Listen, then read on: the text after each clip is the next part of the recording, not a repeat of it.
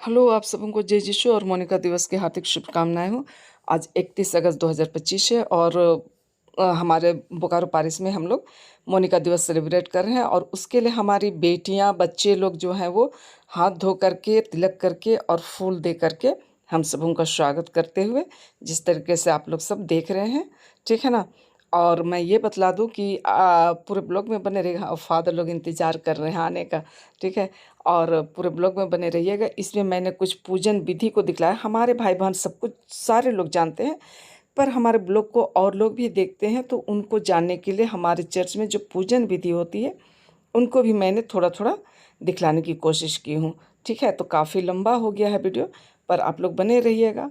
मुझे लगता है कि आप लोगों को अच्छा लगेगा। ठीक है ना? और जो मोनिका दिवस सेलिब्रेट किए तो उसका दूसरा भाग जो है वो अ, अगले ब्लॉग में आएगा क्योंकि काफ़ी लंबा हो गया था और इस तरीके से बच्चे माँ लोगों का स्वागत कर रहे हैं तो मुझे अपना वो समय याद आ रहा है जब हम लोग भी अपने हॉस्टल लाइफ में जीते थे और संत मोनिका पर्व का बहुत धूमधाम से हम लोग मनाते थे। माँ लोगों को तो हम लोग जैसे कि माला वगैरह देते थे और इसी तरीके से धूम धड़ाके के साथ स्वागत वगैरह करते थे। तो आप लोग मैं ये भी बतला दूँ कि हर जगह पहले ही मना लिया गया था। एक्चुअल में मोनिका दिवस 27 अगस्त को था और सभी जगह पहले मना लिया गया, लेकिन हमारे बोकारो पारिश में हम लोग 31 अगस्त को मना रहे हैं। तो और इसकी तैयारी तो काफ़ी दिन से चल रही थी। मैं इसके पहले 2-3 ब्लॉग बनाई थी और उसमें आप सबको बतलाने और दिखलाने की कोशिश की थी कि किस तरीके से पहले से तैयारियाँ चल रही थी, है ना? और खूब सुंदर प्रवेश गाना और प्रवेश नाच के साथ आज की जो पूजन विधि थी, मैं बार-बार कहती हूँ कि किसी भी शुभ काम के पहले अपने रीति रिवाज के अनुसार पूजन विधि की जाती है। तो वही चीज़ है पूजन विधि हम लोग आकर के बैठे हुए हैं। अभी गिरजा शुरू होने में समय, चलिए बने रहिए आप लोग।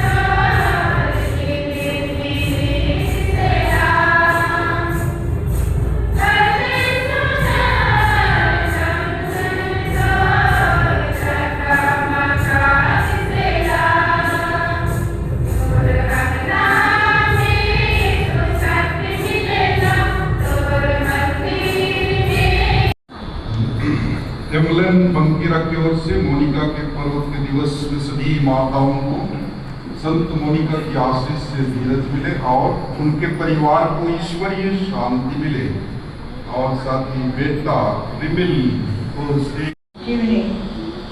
उत्तरी अफ्रीका के महानगर कॉर्पेस से लगभग 100 किलोमीटर दूर टार्गेस डुमाडिया नगर में एक ख्रिस्ती परिवार में सन 331 में संत मोनिका का जन्म हुआ था। बड़ी होने पर मोनिका की शादी उसी नगर के पत्रिसियस नामक युवक से कर दी गई। मोनिका को उसके पति के कारण बहुत दुख सहना पड़ा। मोनिका की सास भी उन्हें हरदम सताती थी, परंतु वह सब कुछ चुपचाप सह लेती थी। वह ईश्वर से मन परिवर्तन के लिए निरंतर प्रार्थना करती और एक आदर्श जीवन बिताती थी।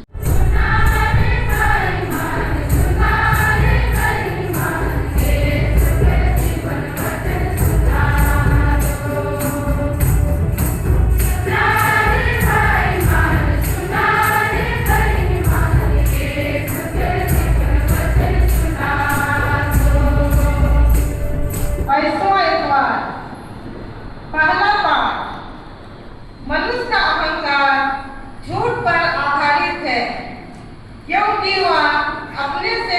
नहीं कर सकता। जो विनम्र है वे मनुष्यों में लोकप्रिय है तथा वे ईश्वर के कृपा पात्र बन जाते हैं। दूसरा पाठ। संत पौलुस सीनै पर्वत के विधान तथा यीशु मसीह द्वारा प्रवर्तित विधान की तुलना करते हैं। पुराना विधान लोगों के आतंक उत्पन्न करता था, किंतु नया विधान हमें अभ्यंतर शांति प्रदान करता है। इब्रानियों के नाम संत पौलुस का पत्र, अध्याय 12 पद संख्याएं 18 से 19 एवं 22 से 24। के अनुसार पवित्र सुसमाचार।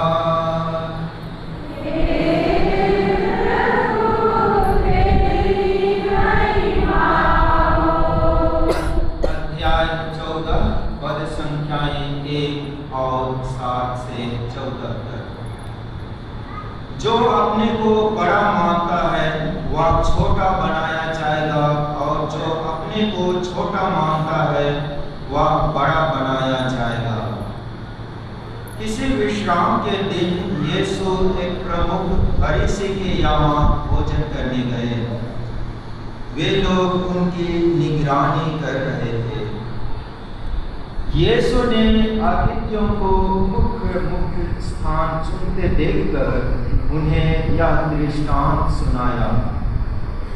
विवाह में निमंत्रित होने पर सबसे पहले स्थान पर मत बैठो। इसमें मेरे प्रिय भाइयों और बहनों, आज हमारी माताएं और बहनें बहुत गदगद हैं, क्योंकि हम संत मोनिका का त्यौहार मनाए और मिस रंजिता हमारे पास आई थी निमंत्रण पत्र लेकर, और मैंने उनको पूछा कि मोनिका का त्यौहार आप क्यों मना रहे हैं?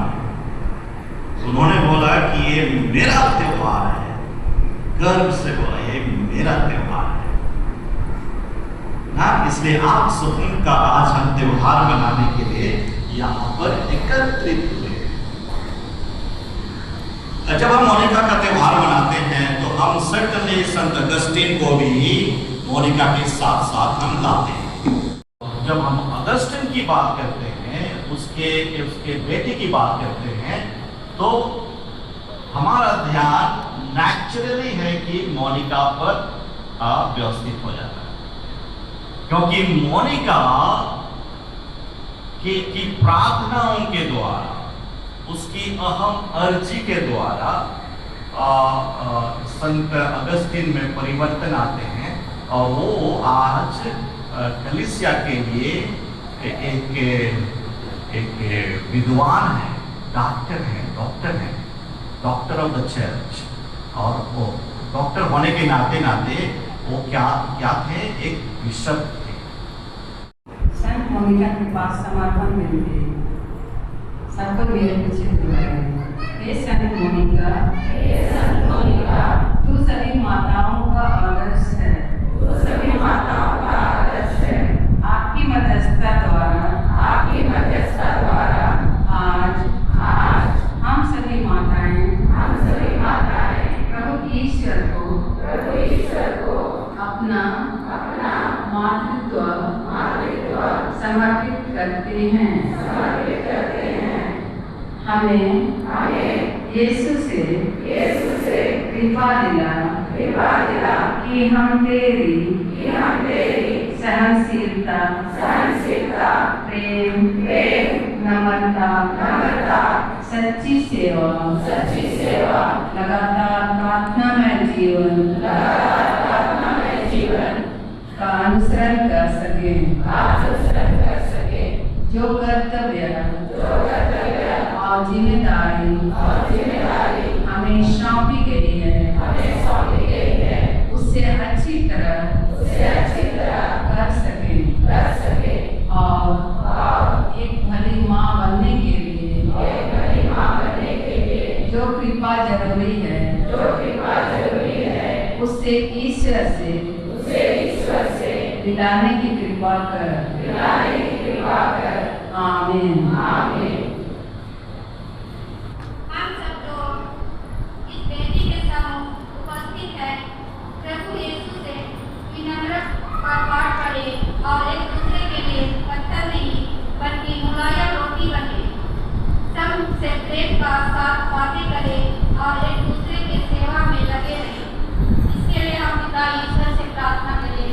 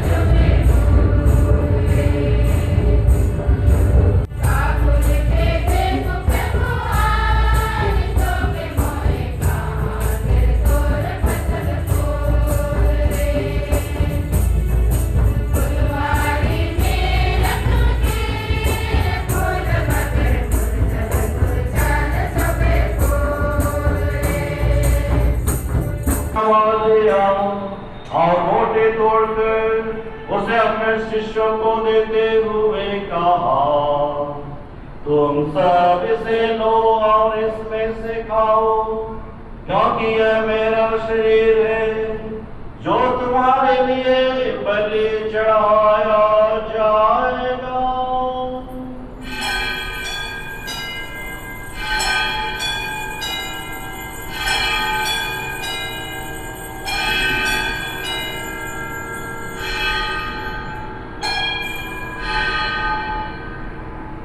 इसी भांति भोजन के बाद उन्होंने कटोरा लिया, तुझे धन्यवाद दिया और उसे अपने शिष्यों को देते हुए कहा, तुम सब इसे लो और इसमें से पियो, क्योंकि यह मेरे रक्त का कटोरा है, नवीन और अनंत व्यवस्थान कर जो तुम्हारे और बहुतों की पापों की क्षमा के लिए बहाया जाएगा।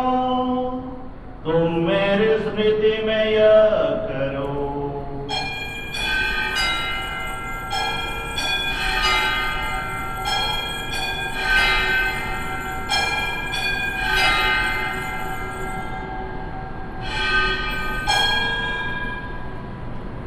विश्वास का रहस्य।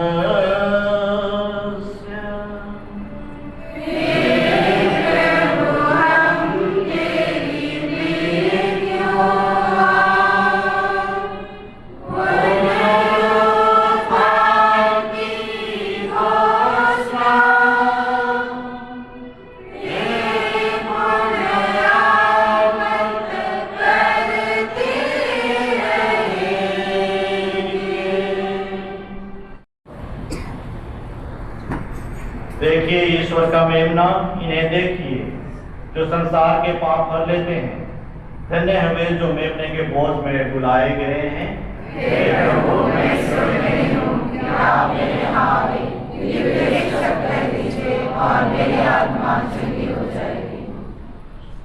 सर्वशक्तिमान ईश्वर पिता पुत्र और पवित्र आत्मा आप सबों को आशीर्वाद प्रदान करें।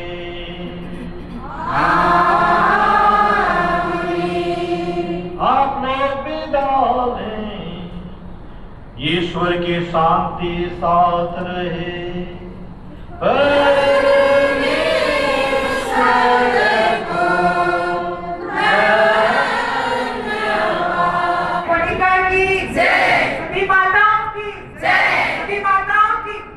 सभी माताओं की जय।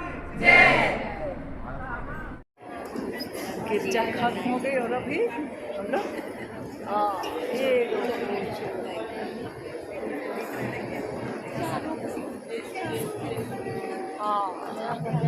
देखिए और अभी हम लोगों का स्वागत होने वाला है क्या ना, सबका हम लोग करते तो हम लोग का भी होगा ना।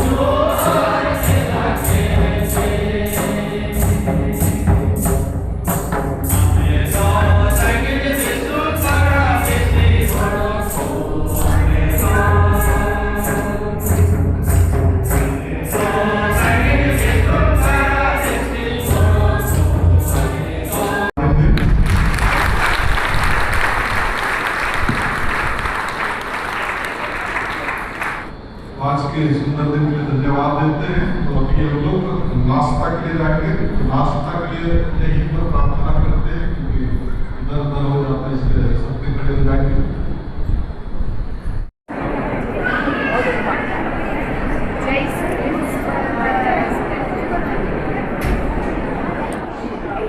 गले मिलो।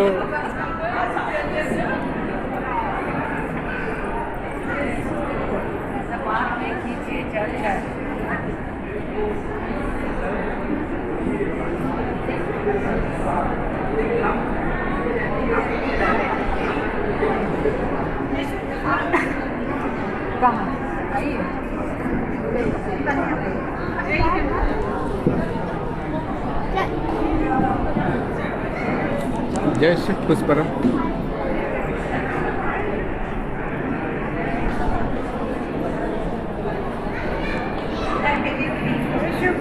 जय श्री पुष्परम।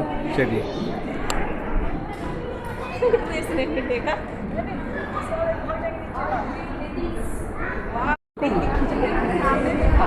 क्या फोटो खींचना है?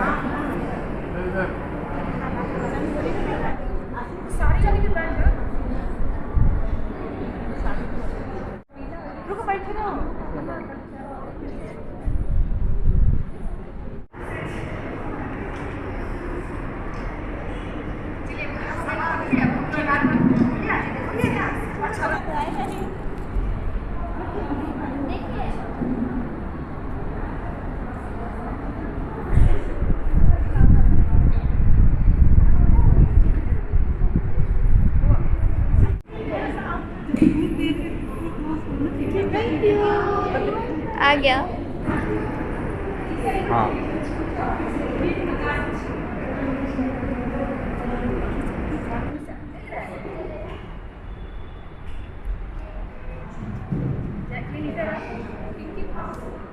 और जिस तरीके से आप सभी ने देखा कि गिरजा वगैरह ख़त्म हो गई और उसके बाद हम सभी ने फ़ोटो वगैरह बहुत खिंचवाए, ठीक है। और आज के दिन में सभी जितने भी चर्च आए हुए लोग थे उन सबों के लिए नाश्ते की व्यवस्था थी। तो नाश्ते में पूड़ी और आलू और लगता है कद्दू की सब्जी बनी हुई थी और सारे लोग नाश्ता किए। इसके बाद में जो आप सबों को दिखाई पड़ रहा है, ठीक है ना।